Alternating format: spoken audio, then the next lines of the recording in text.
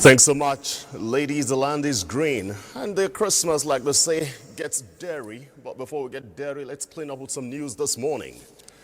It's just 3 days to Christmas and some motorists traveling along the Lokoja-Abuja highway are reportedly trapped in gridlock from Saturday through Sunday morning. Our station in Lokoja reports that it is a yearly occurrence mostly caused by the busy nature of the road, unarticulated vehicles. Security operatives, including personnel from the Federal Road Safety Corps FRSC, are on ground to resolve the congestion. Both NTA Lokoja and the road safety correspondent at the headquarters, Oyeyemi Ajayi, are keeping track on the situation for further updates. As part of its youth campaigns, FRSC urges motorists to observe all traffic regulations by avoiding one-way driving, unnecessary overtaking, and night travels. Now, President Bola Tinubu has arrived Lagos for the end of the year holidays. The 001 presidential aircraft landed in Lagos at approximately 7:45 Saturday evening after his visits to Maiduguri and Bauchi. Governor Babajide Sanwo-Olu led the receiving line to welcome the president home. An earlier statement by the presidential advisor on information and strategy, Bayo Ononuga, revealed that the president is expected to be the guest of honor at the Eyo Festival scheduled for December 27 among his numerous engagements while in the city. The festival at Tafawa Balewa Square will honor prominent figures including President Tinubu's mother, Alhaja Abibatu Magaji, and former governors Alhaji Lateef Jakonde and Chief Michael Otedola.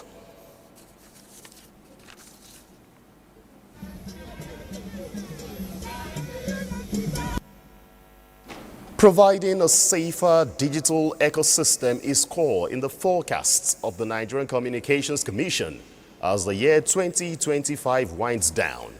Executive Vice Chairman NCC Aminu Maida assured this at the annual Christian Fellowship Carol and Thanksgiving service of the organization in Abuja. The report.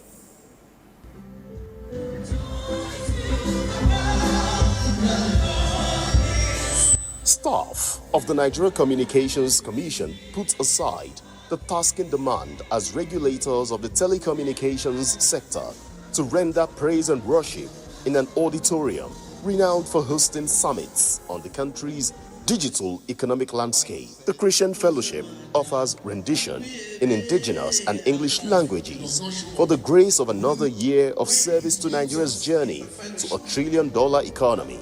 Aminu Maida is the first executive vice chairman since Ernest Ndukwe, who left office 15 years ago, to participate in this annual gathering. It was time to remind staff and Nigerians of their duty of responsibility to the Nigerian project and disregard for narratives fanning embers of disunity. Please, let's always remember that in diversity we have strength. Yes, they will bring about some temporary hardships, but let's not allow people to use the fact that we're going through some temporary challenges to further divide us. Pastor Ame Adejo drew his sermon from Isaiah chapter 9 verses 6 and 7, urging Christian faithful to be prepared in the physical and spiritual realm for Judgment Day. Are you attentive to hear the news of the trump of the Lord when it will sound? And even the dead will hear first, they will rise first. Then we, the living, will then follow, be caught up in the sky. It was time to celebrate Dr. Yakubu Yusuf Gonto, Director of Financial Services of the Commission, who bowed out of service and was inducted into the club of retirees. I know that the fellowship will continue to work stronger and that the presence of the Lord will remain in NCC. The kids were not left out of the equation as they joined in rendition of Yuletide songs, and gifts were exchanged in the spirit of the season. In Abuja, Ayodeji, Makinde, NTA News.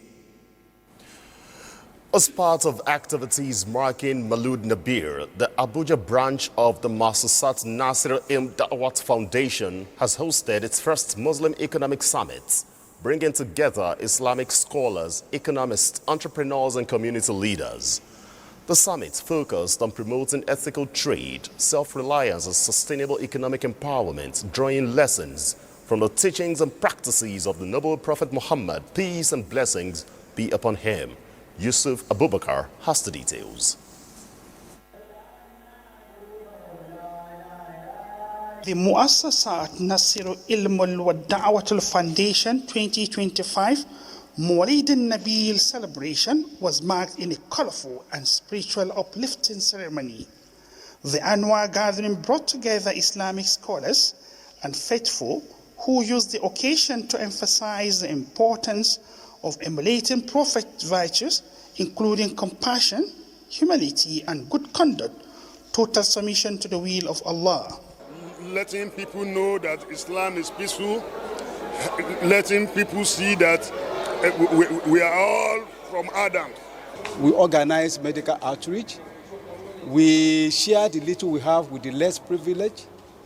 Beyond spiritual teachings, the event also featured a medical outreach providing basic health service to attendees, underscoring the foundation's commitment to both spiritual and social well-being. Speakers at the event further cautioned the public, particularly the youth, against the misuse of social media, advising them to avoid unhealthy and divisive online content capable of threatening the national cohesion. So anything that can divide us as Muslims, as a community, as a nation, we have to do away with it. We are very happy because of this program, because with this program we are remembering our Prophet sallallahu alaihi wasallam. Dignitaries from all walks of life graced the occasion, expressing joy and appreciation for the foundation's continued efforts in promoting religious and enlightenment, social responsibility, and community development. In Abuja, Yusuf Abubakar, NTA. In the spirit of the love season, the founder of Tinubu Support Group and a prominent member and ranking member of the House of Representatives, James Falike, has distributed more than 10,000 bags of rice to residents in the Federal Capital Territory. Correspondent Abubakar Akwanga reports. It is Saturday and the mood is already breezing, the renewed hope agenda in the air, and Andres are smiling away with rice and other food condiments for the festive season.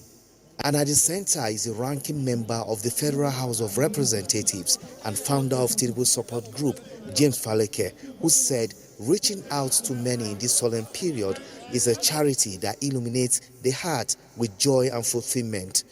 What they should expect more is a better life. What they should expect more is a secured nation. For the first time, you have a budget as high as 5.4 trillion, which means there's much attention to security.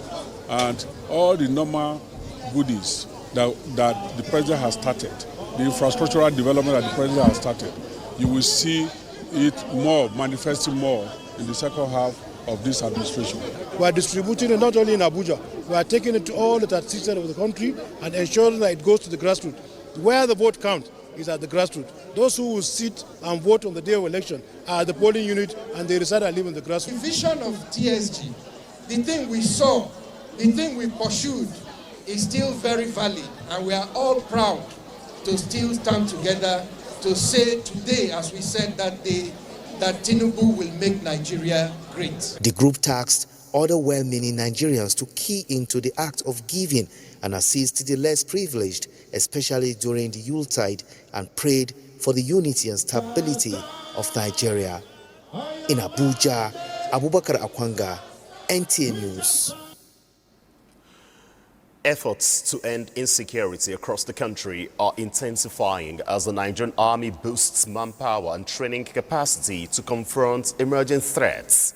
This commitment was restated by the Chief of Army Staff, Lieutenant General Waidi Shuaibu, at the passing out parade of the 89 regular recruits intake held at the Nigerian Army Depot, Oshogbo. Femi Afariogun reports. Before the Chief of Army Staff, Lieutenant General Waidi Shuaibu, are 3,500 newly trained soldiers standing in perfect formation a fresh fighting force being deployed into Nigeria's security architecture. The recruits marched with confidence, reflecting months of rigorous training designed to prepare them for the realities of modern warfare. The Army Chief acknowledged the federal government's strategic guidance in the fight against insecurity, assuring that the Army remains focused on boosting morale, welfare, logistics, and operational readiness. The current threat landscape of our country has brought to the fore the need for increased recruitment towards a surge in our manpower strength. We are, however, mindful that an increase in quantity without a corresponding enhancement of the quality of our troops will negate the entire strategic goal. You are joining the Army at a crucial period in our history when our country is facing diverse security challenges. Indeed, you have chosen a noble path of honor that is paved with challenges. Osho State Governor Senator Ademola Adeleke commended the Nigerian Army for its professionalism and reassured of continued support for security agencies. You are entering a service widely acknowledged as the heartbeat of the nation. You have a duty to remain loyal to the service. This is the first personnel to be held at the Nigerian Army Depot, Osogbo. In Osogbo, Femi Afariogun, NTA. And that is the morning news. I'd like to thank you for watching. I'm Ayodeji.